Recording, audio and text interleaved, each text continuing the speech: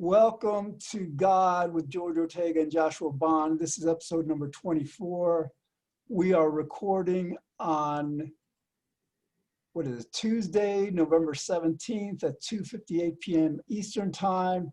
And we're continuing this exploration of God. Josh, I want to start with this most basic reality, that God exists.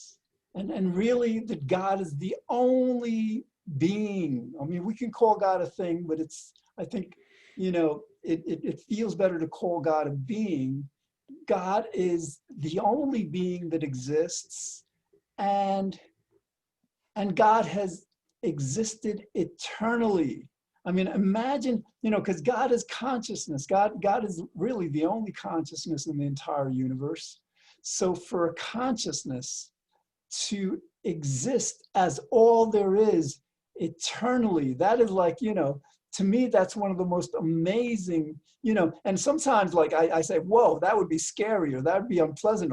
But like, I'm thinking like, I'm basically putting a human perspective on that. I think for God, who is everything and therefore is omnipotent, God is probably, I believe God is in a completely blissful state. I think he may basically through us, through beings he creates, manifest emotions, states that are not bliss. But I think otherwise, because think we're just a tiny part of this giant universe. So I think God must exist eternally in bliss, and that's beyond amazing. Yeah, George.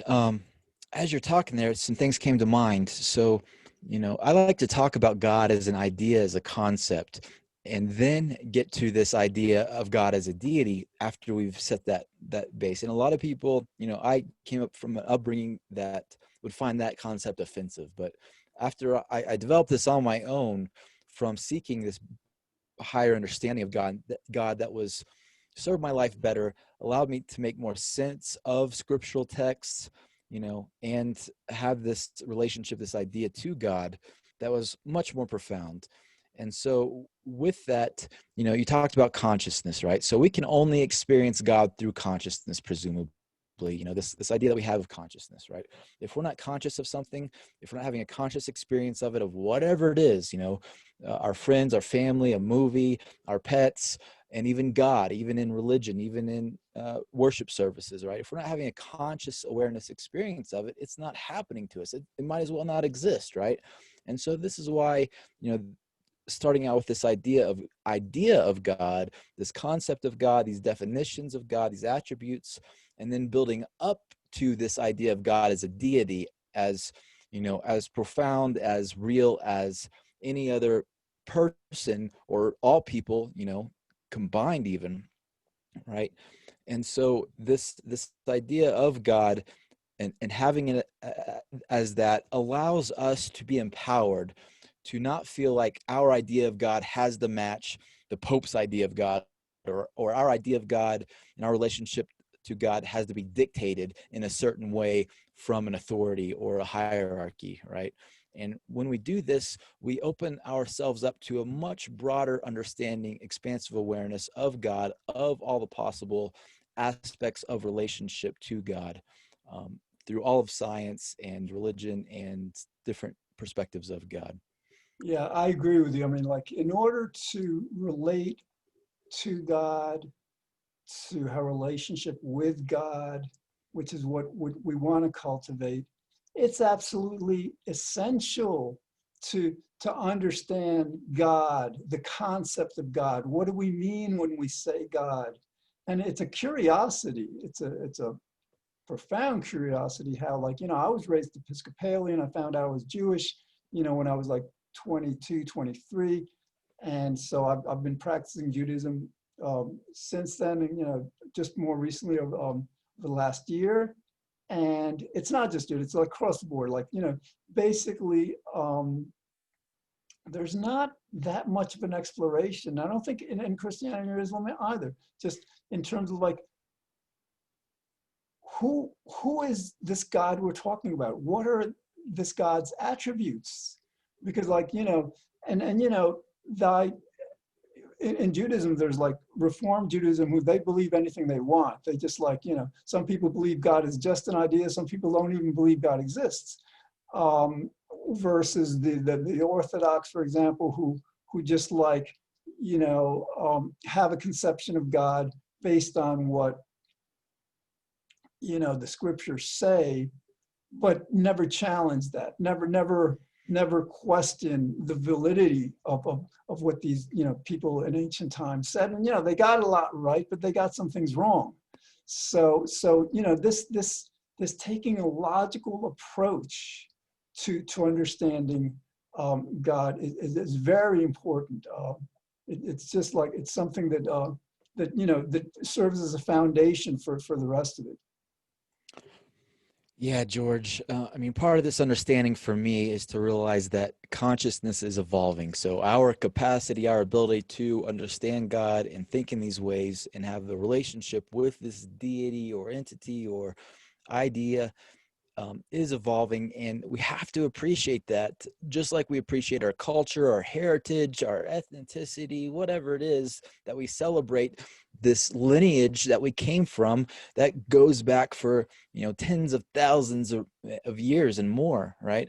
And so what's happened, this ability, we've evolved this form of consciousness.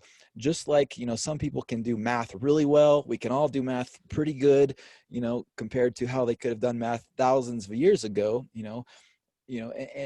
And for me, realizing these points of time on this evolution of consciousness timeline, I mean, you know, uh, even the Muslims, they had major scientific breakthroughs. They invented zero. There was no such thing as zero until they invented it. So math was so limited. Even statistics we didn't even evolve the consciousness for statistics until the 1800s. Imagine, before the 1800s, nobody could think of in terms of statistics, right? So all these little steps, and this ability to understand God, to experience God, comes from this. And because we travel the planet now and we mate with each other, and we have families that are intermixed, which is such an amazing thing, we've inherited thousands of different tribes developing this ability to understand God and worship God and celebrate, life and happiness and humanity and God, right? And so we have this collective ability of consciousness that's just so profound and so amazing to experience God in a multitude of different ways. Yeah, and for the purpose of this series, to help people who haven't really thought about this much understand accurately who God is in terms of God's attributes, it is important. We devoted episodes 3 through 7 to defining God, like how when most people, the vast majority of people say God, what they mean by God being everything, eternal, omnipresent, all-knowing. So that's important, but like in my particular path, I want to continue, and we need to continue kind of like explaining this to the audience, not just for their benefit, but to the extent that the more we explain it, the better we understand it also. But like one of my goals quite recently, I think, is to try to connect with God more, to connect with God more often. I mentioned, I think a couple of episodes ago, maybe one or two, that maybe a few months ago or so, I was talking with God, and I felt it so powerfully real that I was really talking with God and wasn't just kind of like an abstraction, that I was kind of like, like I know God's there, I'm talking. So I was really feeling it. So like, so I'm kind of like trying to work on that, to just, to feel God's presence more strongly and more often throughout the day. Because I mean, like we have many other things we address, other people, things we need to do, but to the extent that we include a consciousness of God within everything that we do, I think that's got to be our most heightened, evolved experience. Yeah, George. I mean, part of the path that I went on is this really appreciating, this comparative religion perspective, this comparative way that different people experience God.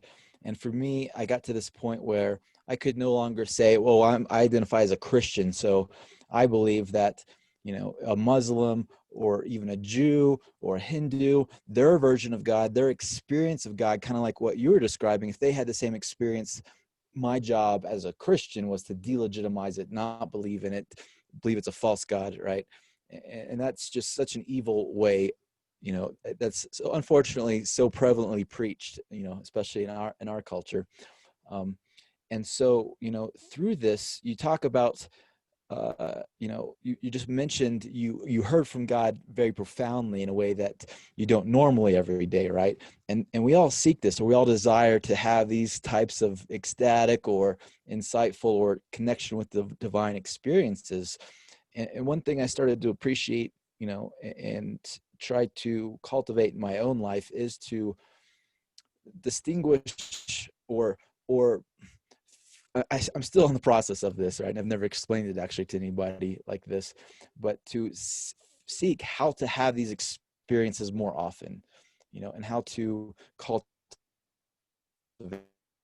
that, right? Such a loss of sense of self, often I feel like I'm talking to myself in my head. But when these experiences happen, it's like Nikola Tesla often talked about in a agnostic more perspective of he was getting messages sent to him that were so beyond him and had such an infinite knowledge and wisdom that he couldn't take credit for, right? And so, I think this is a fundamental part of this talking to God, this relationship to God, this understanding of God, is it's transcending the self. Yeah, I just want to clarify something. When I was feeling that strong, unusually strong connection with God, it wasn't that I was hearing God more strongly, because I'm not sure.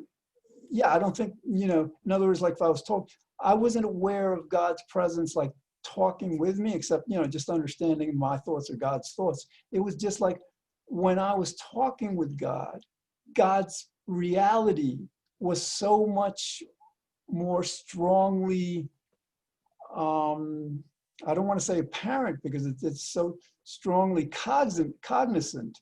I was so much more strongly aware of the reality of God, and that's, I think, something that I think throughout the different religions, I think we can very, very easily conclude that many, many people have had this kind of experience. And I think we all have it. Like there are some days when we feel closer to God than other days. There are some times when we feel, for example, if we go into a church or a synagogue, a lot of times we're going to feel closer to God. I mean, that's a very common experience. But I think, in terms of evolving as a species, it could be that we're just like at the tip of the iceberg in terms of that experience of God.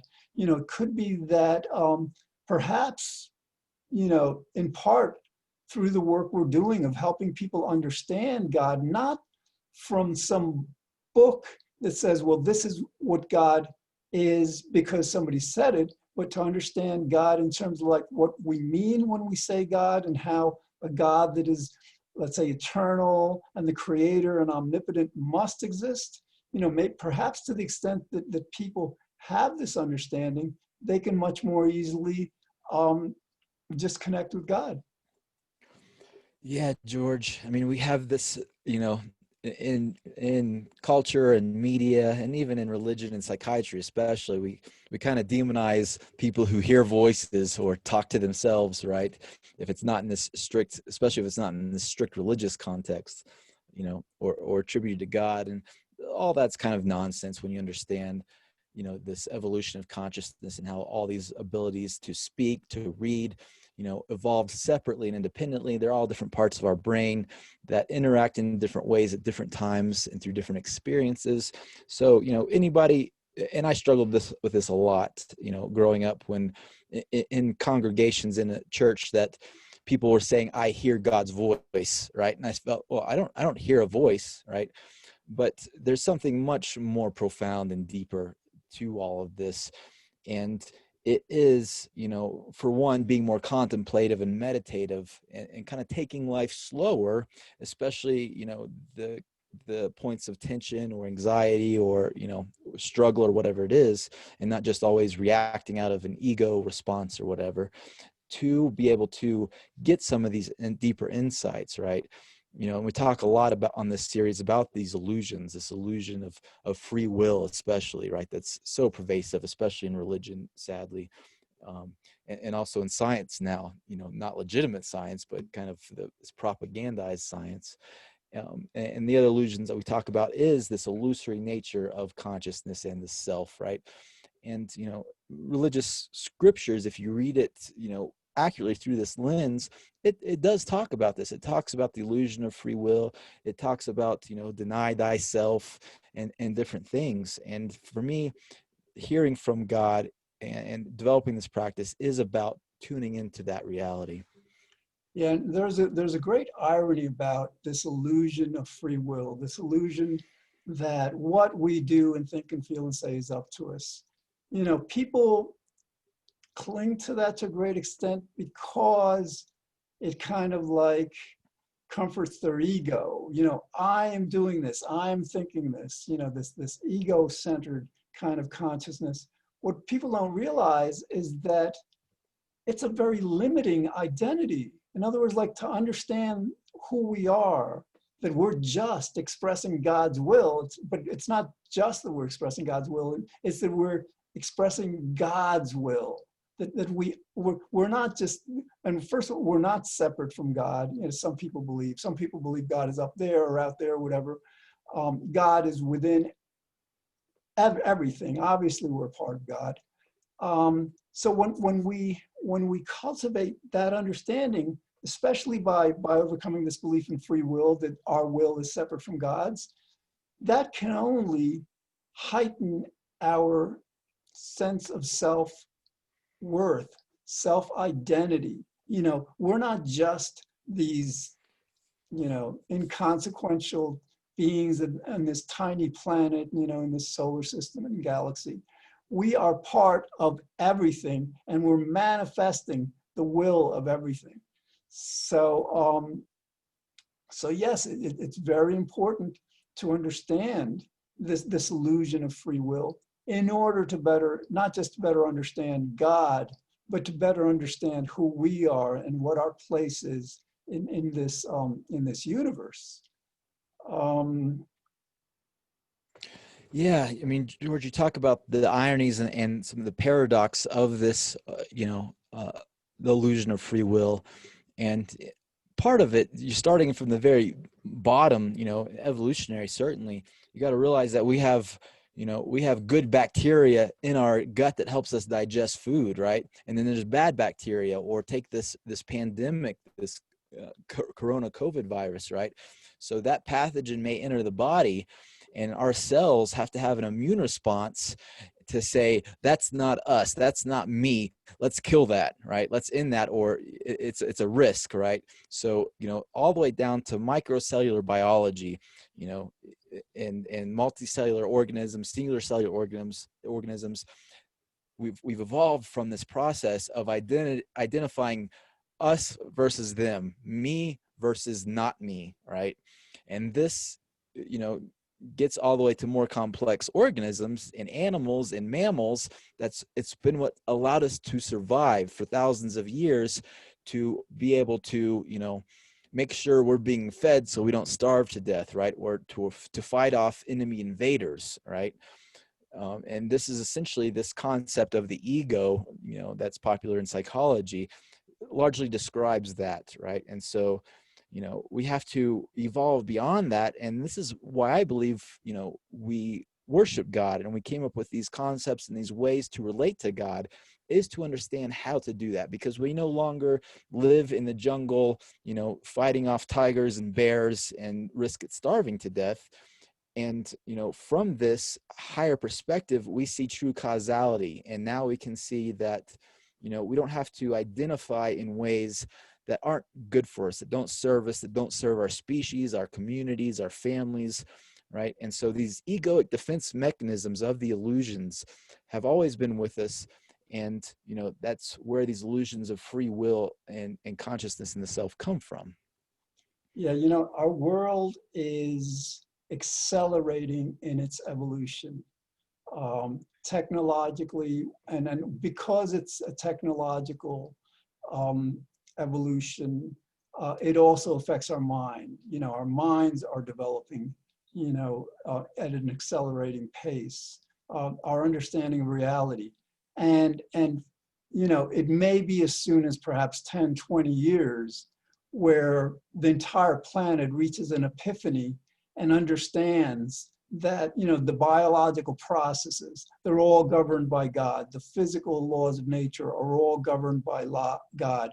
That basically, that people will say, in 10, 20 years, it'll be so obvious to them, they'll wonder how we didn't get this, how we didn't kind of like deduce this, that there had to have been something. And this actually takes us full circle to how Abraham and the first people who discovered God reasoned it out. They reasoned out, well, there's all these gods, but there had to have been a governing God that superseded them. Again, it's a logical kind of deduction that, in Judaism, it's there's a phrase, "Hear, O Israel, the Lord our God, the Lord is one." It's a prayer, and it's just like when you understand that reality is a unity. There's one existence, one reality, and it's a being, and it's called God. Then from that perspective, you understand, well, yes, God must be responsible. God must make happen whatever happens. And so I think we'll probably get there soon as an entire world. Yeah, certainly, George. I mean, I think a part of that is this admission that science needs to make to realize their own heritage and realize that, like those verses that you just quoted and all of this work that our ancestors have done religiously and to understand God for tens of thousands of years. Without that, I can guarantee you from all my study of neuroscience and psychology and philosophy that science would not exist if it was not for religion. We think rationally, we think logically. We even have the concept of like the golden rule: do unto others as you wish them to do unto you. These seem like simple things, but you have to realize before, us seeking out this unity, this non-duality, this oneness, we, as if you think we're monkeys in the trees or even early humans and hominids, didn't get that and couldn't rationalize it and figure that out logically, right? I mean, you can very easily track back what we consider now logic and rationale, and even morality, right? To just a few hundred years ago, it didn't actually exist anything like we think it does now, but we take it for granted. The ego, the dogma, whatever it is, kind of thinks, oh, well, everybody should get this. This has always been true. It always will be true. And this is kind of this false, idea that every culture, every generation kind of has, that, they've arrived. We've figured it all out. We have science now. We got it. We don't need religion. We don't need God, and we've got it all figured out. Then the next generation comes along and they completely debunk and prove a lot of what the past generation figured out and claimed as absolute truth, right? And this is why this idea of God is so important, because science is still in the dark ages. It really is. And parts of religion are also in some dark ages, right? But we have to work together with all these types of knowledge and this understanding of God to have wholeness and unity of thinking in society. Yeah, it's very telling that when we did our episodes defining God and proving God's existence logically, episodes 3 through 7, we use as our reference the wiki page. And the reason it's very telling is that that tells us that we have, collectively, and those of us who are monotheists, of course, the Buddhists don't necessarily believe in a God, at least according to how the Buddha taught, but monotheists, we have this understanding that's very commonly held, that God is everything, that God is eternal, that God created this universe, this big bang, this world we live in, that God knows everything. So it may be that we've known this for few thousand years. And it may be time for humanity to not just know it as we do conceptually, but know it more completely, to understand the significance to them, to our lives, of God being everything, and of God controlling everything, of God knowing everything, of our consciousness actually being God's consciousness. So I think our world may be, shifting from an intellectual, conceptual idea of who God is, what God is, to really understanding what that means, that God is everything, which is, so exclusive. When you cite that God is everything, then all of a sudden everything that happens is God. It's a powerful way to see the world. Yeah, George. I mean, we're definitely going through, major paradigm shifts, epoch, shift in epoch of history, with all of this. And, it has to be empowering, and people can be empowered themselves to feel that happening, right? And